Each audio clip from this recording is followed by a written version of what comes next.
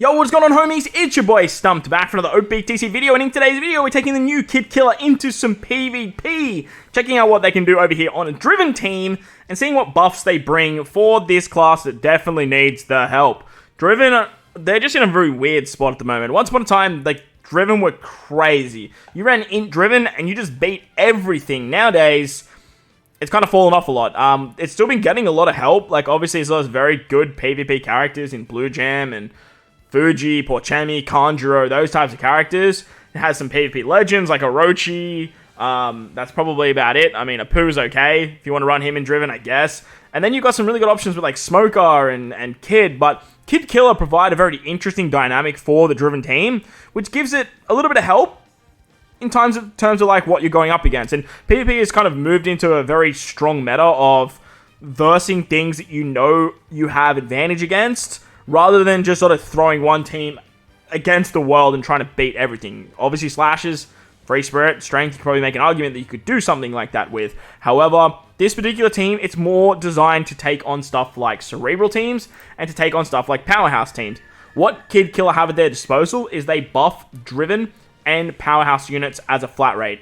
Downside to them is they are a dual unit, so they don't exactly get type bonuses. So because they're a Dex and an in character, you're not getting like a buff from, say, something like Moria, where he buffs in characters because you're actually classified as typeless in the PvP game mode. However, you do have the ability to lower Powerhouse class enemies' attack down by level 6, plus you give your own Powerhouse characters and Driven characters a level 5 HP and speed buff, as well as a level 2 buff. So if you go up against Powerhouse teams, you can stop them very nicely.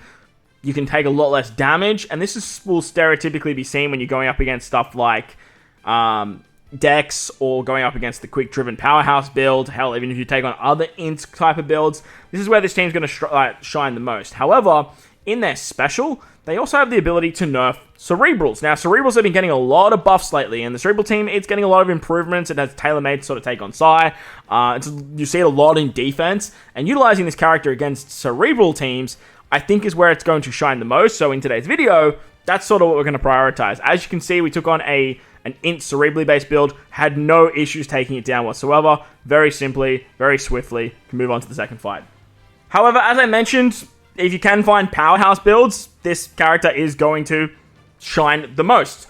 Versing Powerhouse characters, you have the ability to lower their attack by level 6, but you also have a very interesting ability in their special. They target enemies in a large range for level 10 attack down, and then target Powerhouse and Cerebral characters for a 20% CT delay, and then targets attack style enemies for 3.8 times their attack. So very specific on what you have to go up against, and whilst this is very specific, it's not something that you need to tailor the team towards. You don't need to be like, oh my god, I need to fight characters that are attack type, otherwise I'm not going to be able to do damage. I have to fight Powerhouse Cerebral teams, otherwise I'm not going to get the CT delay.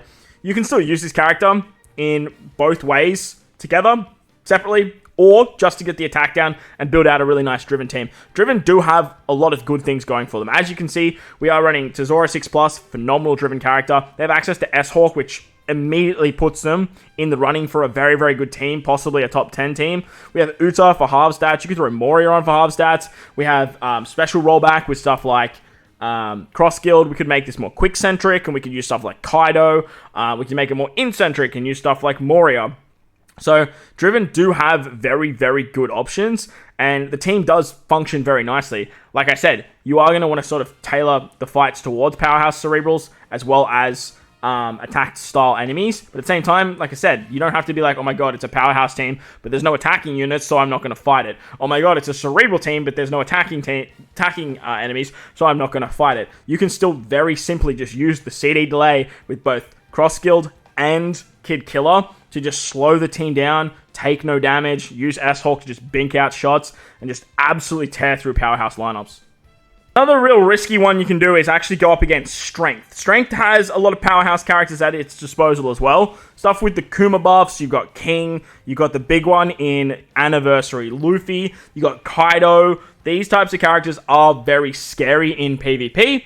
However, if you can roll back these types of characters' specials, then you're in for a really good time. You also have Blackbeard, another formidable character when it comes to the Powerhouse lineup. And on top of that, you're lowering their attack by level 6. Now, the attack down it's not too crazy. Like lowering Luffy's attack by level 6, it's not going to stop all the disgusting damage that he can do. However, the 20% delay definitely is. And when you combine this with a character like Cross-Guild, who's also doing delay, you can very simply just continuously roll back specials over and over and over again. And within Grand Party, if you're utilizing the Kid Killer burst, which I actually had a lot of fun with, I think it's one of like the best GP bursts in the game, you can roll back specials even further. And as you can see, like, even though we didn't roll back Luffy's special there, we managed to roll back everyone else's. Luffy's in a position where he's in very, very low HP. Having S-Hawk in the lineup allows us to do a lot of damage, so we can start binking off units as well as, like, slowing them down. It's all well and good to slow characters down, but if you don't have a character that can output damage themselves,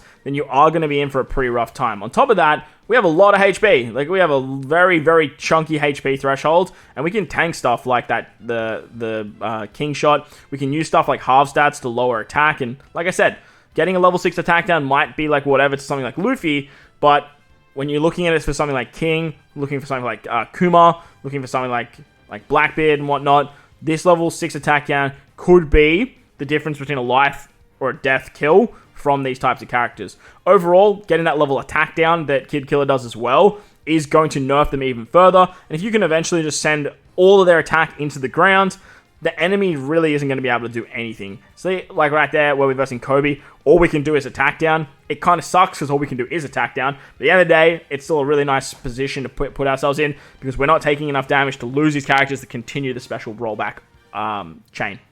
Alright, so as I was talking about, the Dex team's probably the big one that you're going to see most success against. Like I said, Quick's kind of molded into more of a driven slasher meta. Strength, you can do it, but like Strength is just one of those top 3 teams, so I'd be very, very careful when doing that. And if you were going to do that, I'd probably mold like Kaido into the front line rather than something like Uta. But versing Dex, you're going to have really, really good results. Dex are very bulky, and they're quite slow, so if you can slow them down even further, you're going to be in for a really good time, especially because, like I said, S-Hawk is just going to be the one character that sort of just outputs all your damage. Again, having characters like Cross-Guild and Kid Killer to roll back these powerhouse character specials and stop them from doing anything at all is really, really nice. But if you don't have damage output to follow that up, you're just going to get timed out. The other team's probably going to pick you off in the last 30 seconds, and it's going to be really, really rough trying to take down these characters. As you can see there, even after an S-Hawk shot and the fixed damage from Tesoro, now we're going to hit with Uta. Uta can halve stats, which is really, really nice, but even after all these shots, like Big Mom's still standing, S-Shark's still standing, Luffy still standing. Like, they still have a lot of very, very good units at their disposal, and they can easily just turn around and absolutely mollywop us. Like, it's very, very simple for them to do that. The upside, though, is because we slow them down, we have all our specials going off. We halve stats with Uta, lowering attack with Kid Killer. You can do some really, really nice stuff there. But overall, in PvP, I don't think Kid Killer is as good as something like Lord Beppo on their release. Purely because Driven Powerhouse, they don't really have the best teams going around right now. Like, if you compare, like, Driven Powerhouse to Slashers, you're going to be like, well, why would I run Driven Powerhouse when I could run Driven Quick? Or I could run, Powerhouse Strength or Driven Dex. Like, that's more what you're going to sort of lean towards with these types of classes, rather than actually just building out the class team alike. Overall, though, as a unit, I do think they will see some play on defensive teams, in offensive lineups, purely because the rollback ability is so valuable right now. But over in Grand Party, like, this unit was a demon. Like, I loved using this unit. It was really, really fun. And if we get more support, which we eventually will, with like driven and powerhouse characters within the PvP game mode, this particular character could not only skyrocket in value over in Grand Party, but over here in PvP, if we get some more like just straight driven boosters rather than stuff like, oh, I boost quick and I boost driven, like what Cross-Guild's doing, or I boost int like Moria, but like stereotypically you want to run him on a driven team, or I boost int and slasher. Like if we get those types of characters that are just straight out driven based boosters, or even powerhouse based boosters, we can make a move towards like a powerhouse meta. I do think Kid Killer will basically just walk in on that team because of their ability to roll back specials being so damn valuable when you are taking on other powerhouse teams and other cerebral teams. Cerebral teams, they've been floating around on defense teams for God knows how long now. And now that we have a comfortable unit that can just absolutely decimate them, it's going to be really fun to use. But that's going to wrap up the video. Hopefully you guys enjoyed this one. If you did, make sure to go down there, belt the like button, hit the subscribe button, do all that good stuff. Most importantly, wherever you guys are in this beautiful world, please remember to enjoy the rest of your day. As always, homies, thank you all for watching, and I'll catch you all in the next one.